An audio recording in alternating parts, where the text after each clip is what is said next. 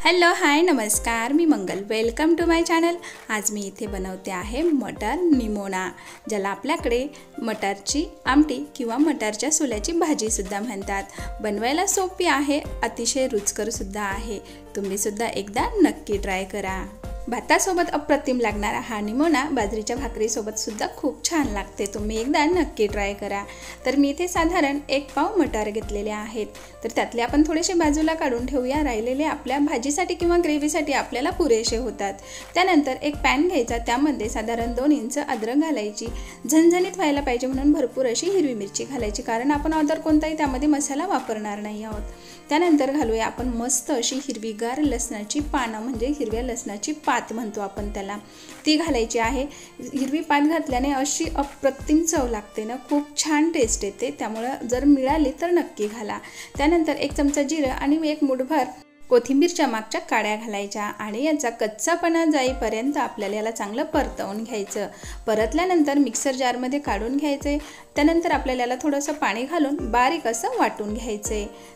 आता त्याच पॅनमध्ये घालूया मटारसुद्धा चांगले भाजून घ्यायचे आहेत. ॲक्च्युली हे मटार कच्चेच कोणी मिक्सरमधून काढते, पण ते नंतर परतायला किंवा त्याचा कच्चापणा घालवायला खूप वेळ लागतो. त्यासाठी ही पद्धत खूप सोपी आहे. मस्त थोडंसं तेल घालायचं आणि मंद आचेवर हे मटार आपल्याला चांगले भाजून घ्यायचे आहे. मटार छान भाजले गेले की ते थंड होऊ द्यायचे. तोपर्यंत मिरची आणि लसण कोथिंबीरचं वाटण आपण तयार करून घ्यायचं. त्यानंतर त्याच मिक्सर जारमध्ये आपल्याला वाटाणेसुद्धा पाणी न घालता ह्याची आपल्याला चांगली जाडसर अशी भरड तयार करून घ्यायची आहे. हे मटार अगोदर भाजल्यामुळे भरडसुद्धा अतिशय छान होते. त्यानंतर गॅसवर एक पॅन ठेवायचा, त्यामध्ये थोडंसं तेलसुद्धा घालायचं आणि मस्त असे मोठ्या पीसेसमध्ये तुकडे केलेले बटाटा घालायचा आहे. साधारण तुम्ही तुमच्या आवडीप्रमाणे बटाटा घालायचा. मी इथे 1 बटाटा वापरलेला आहे. थोडंसं मीठ घातलं वरून, व्यवस्थित त्याला असं मिक्स केलं आणि झाकण ठेवून आपल्याला बटाटा शिजेपर्यंत हे चांगलं परतवून घ्यायचं आहे. निमोन्यामध्ये बटाटा जर घातला तर अतिशय छान लागतो. तुम्ही नक्की ट्राय करा.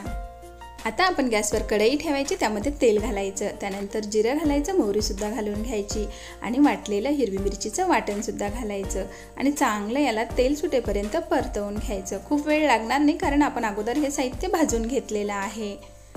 आता हे छान परतल्या गेले की यामध्ये आपण घालूया कढीपत्ता. त्यानंतर टोमॅटोसुद्धा घालायचा आहे. टोमॅटो आपल्या आवडीप्रमाणे गरजेप्रमाणे घालायचा आहे. हवं तर तुम्ही हा टमाटर मिरचीच्या वाटणासोबत बारीक वाटून घेतला तरीसुद्धा चालते, खूप छान लागते तरीसुद्धा. त्यानंतर आता हा टमाटर नरम होईपर्यंत चांगला परतवून घ्यायचा आहे. त्यानंतर वाटलेले मटारसुद्धा घालून घ्यायचे आहेत. सोबतच आपण इथे अख्खे जे मटार ठेवले होते बाजूला ते घालून घेऊयात. सोबतच आपण थोडीशी हळदसुद्धा घालून घ्यायची आहे. मग काय, त्याला व्यवस्थित असं मिक्स करायचे आणि आपण जे कच्चे मटार घातलेले आहेत तर ते थोडेसे शिजेपर्यंत आपल्याला याला थोडंसं 2 मिनटं परतवून घ्यायचं आहे. आता हे छान परतल्या गेलेलं आहे, तुम्ही बघू शकता. आपण यामध्ये आता घालूयात गरम पाणी. शक्यतो अशा भाजीमध्ये गरम पाणीच घालायचे. कुकिंग प्रोसेस कायम राहते आणि चवसुद्धा बदलत नाही. आता याला व्यवस्थित असं मिक्स करायचं आहे. आपल्या गरजेप्रमाणे आपण त्यामध्ये पाणी घालायचं आहे. आपल्याला भाजी कशी पाहिजे ती. तर पाणी घालताना अर्धा कप थोडं जास्तच घालायचं, कारण बटाटे पाणी पितात, तर म्हणजे पाणी सोक करतात. तर त्यासाठी थोडंसं अर्धा कप पाणी शिल्लक घालायचं. बटाटे परतून छान शिजले गेलेले आहेत, तर परतलेले बटाटे भाजीमध्ये घालायचे. व्यवस्थित त्याला असं मिक्स करायचं. झाकण ठेवून मस्त 2 ते 3 मिनिटाची छान एक उकळी येऊ द्यायची, कारण सगळं साहित्य आपलं शिजलेलंच आहे. छान उकळी आली की त्यामध्ये आपण घालणार आहोत चवीनुसार मीठ. त्यानंतर अगदी थोडंसं चवीपुरतं आपल्याला यामध्ये घालायचं आहे काळा मसाला. त्यानंतर भरपूर अशी कोथिंबीर घालायची. अवघ्या अर्ध्या ते 1 मिनिटाची छान उकळी येऊ द्यायची. मग आपला तयार होते इथे मस्त असा मटर निमोना, ज्याला आपल्याकडे मटारच्या सोल्याची भाजी म्हणतात. तर तुम्हीसुद्धा एकदा नक्की ट्राय करा. भातासोबत अप्रतिम लागणारी ही भाजी बाजरीच्या भाकरीसोबतसुद्धा अतिशय छान लागते. तुम्हीसुद्धा नक्की ट्राय करा. आवडली असेल तर लाईक, शेअर, सबस्क्राईब करायला विसरू नका. थँक्यू.